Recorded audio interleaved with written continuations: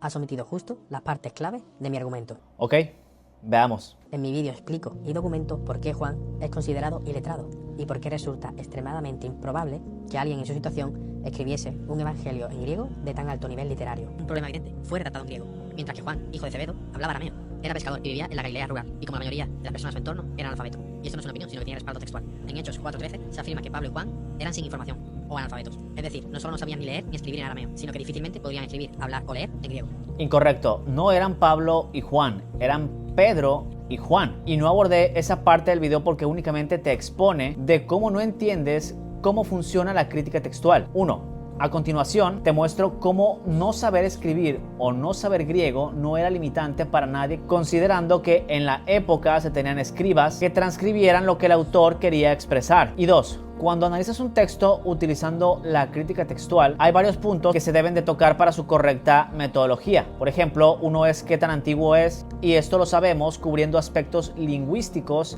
y filológicos. Y es así como concluimos en la confiabilidad del texto y no como tú lo intentaste hacer en el video. Entonces, como es un relato que lo separa 60 años al acontecimiento, le da cierto grado de confiabilidad. Pero es curioso que cuestiones estos 60 años de mi texto cuando el tuyo tiene 600 años de separación del acontecimiento histórico. Curioso, ¿no?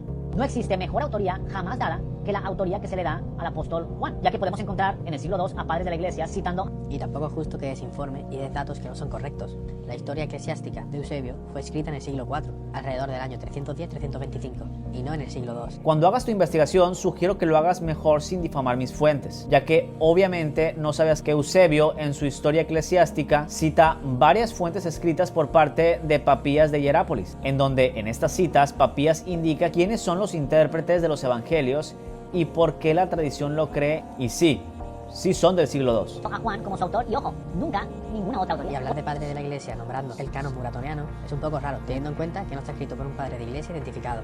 Es un fragmento anónimo descubierto siglos después. Hay estudios que lo sitúan entre el siglo III y el siglo IV, y además ni siquiera refleja un canon totalmente cerrado u ortodoxo. Muestra que todavía en esa época había debate sobre qué libro debería ser aceptado. Esto es tremendamente falso. Canon Muratori no es de siglos después, ya que la postura académica se data a una proximidad entre el año 170 al año 200, lo cual lo sigue incluyendo dentro del siglo II. Y solo lo mencioné para demostrar la fiabilidad de las autorías que ya en esa época eran dadas para los evangelios, entre ellos Juan. Así como el P75, el cual es de finales del siglo II y principios del siglo III, en el cual vemos una gran cantidad del texto de Juan en el mismo, cosa que jamás sabremos con el Corán, ya